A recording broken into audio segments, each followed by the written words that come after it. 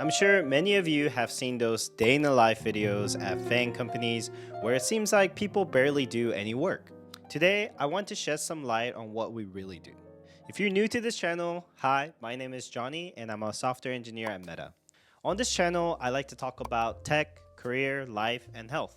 If you're into those topics, don't forget to subscribe. Alright, let's dive in. Obviously, you wouldn't be a software engineer if you didn't write any good code. A large portion of my time is spent writing, reviewing, and reading code. Whether it's working on a new feature, fixing bugs, or refactoring different parts of the codebase, there's always something to do. Interestingly, as you gain more seniority, you may end up coding a lot less than you used to. You might still tackle the most challenging features or bug fixes, but your focus may shift to scaling your impact through others. This may mean that you may end up mentoring more, reviewing design docs, ultimately guiding projects take more of your time than actually writing the code. I think this evolution could be a whole nother video topic on its own. In fact, let me know in the comments below if you want me to talk more about this operating as a staff or a staff plus engineer. Okay, so the next big thing is writing. These days, I probably spend more time writing than anything else. There are many different types of documents that you may end up writing as a software engineer, such as design documents for technical architectures, product requirement documents, knowledge transfer documents or wikis, data readouts or experiment reviews, workstream status updates, interview feedbacks, meeting notes, and like the list goes on.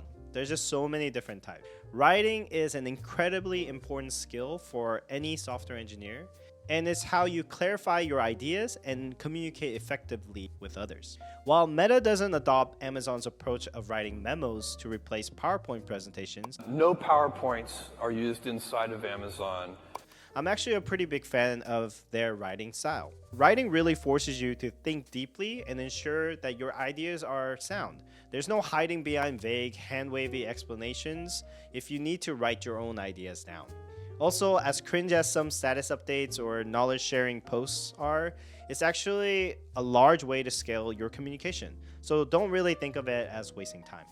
Communication is one of the most important skills for an engineer, and building world-class software isn't really a solo effort.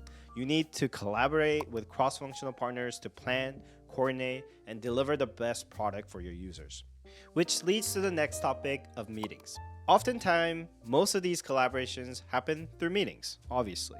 Honestly, I feel like I'm in too many meetings these days, and I actively try to keep my calendar as free as possible, but as you become more and more senior, the number of meetings tends to increase. There's a fun saying that management happens in 30-minute chunks, while engineers requires long, uninterrupted blocks of time. And I would say this is completely true. Here's some examples of meetings you may find yourself in at Meta. There's too many to kind of go through, so just go ahead and pause the screen here if you want. I'm sure I'll miss some.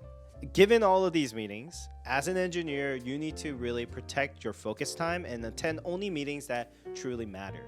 And if any of these meetings that I listed is interesting to you, let me know in the comments and I could dive deeper into what happens in a specific meeting. So I would say those three things like coding, writing, and meetings are pretty common job functions as most engineers. But here's a few other things that I think is kind of important and you might only end up doing at a company size of Meta. For example, experimentations. At Meta, experimentation is a huge part of how we build products. For any given new feature, we likely run an A/B test to see how it performs. These experiments can range from small tweaks like a change of a button icon to introducing an entirely new feature. This data-driven approach is a big reason for Meta's success. And by analyzing the results of experiments, we can make informed decisions about whether to ship a feature or not. While not all engineers at Meta are involved in this experimentation process, for example, infrastructure or internal tools engineers typically aren't really doing experiments. But it's a critical skill for all product engineers. Proposing new experiments, analyzing data, and making decisions based on results is a valuable skill that I personally developed during my time here. It really shifts how you think about engineering and the decision making that goes into building good software. It's also an experience that you can't really get at most companies. If they don't have the skill or maturity level that Meta does, you just simply won't have the resourcing or even the opportunity to run any experiments. So in the end, if you end up working at Meta, definitely try to attend this skill. Now, another big part of my job, especially, is mentoring. Mentoring has been a huge part of my time at Meta. Over the years, I think I mentored about 30 or so engineers. And this is like with actual one-on-ones, a minimum of 6 months or so. And it's been incredibly rewarding. Whether it's like career coaching or providing technical guidance, I found that mentoring to be one of those like very fulfilling parts of my job. There is also this like benefit of learning your material deeper when you try to teach. I think this is like a commonly known effect called the protege effect. This is the idea that like teaching a topic to someone else helps you learn it better and retain it longer. I think a Roman philosopher named Seneca famously said, "While we teach, we learn." And this has been true for me. There has been many times when mentees' questions like stumped me and I've had to update my assumptions of what I actually knew and I didn't know. All of these things really helped me along the way. And mentoring also has these like long-term payoffs where after 6 months or so, you can see like the growth of your mentees. They become really reliable coworkers that you can trust and collaborate with. And they ultimately end up scaling your own impact through your influences of mentoring them.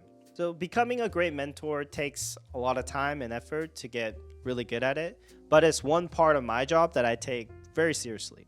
But yeah, so those are kind of the 5, I would say, high-level things that I do on a day-to-day basis as a staff software engineer at Meta. Obvious, from coding to writing a bunch of things to meetings, running experimentations and mentoring. Like, the work is incredibly varied and rewarding. If you have any questions or want me to dive deeper into any of these topics, just ask me in the comments below. If you enjoyed this video and found it helpful, don't forget to like and subscribe. Thanks for watching, and I'll see you on the next one.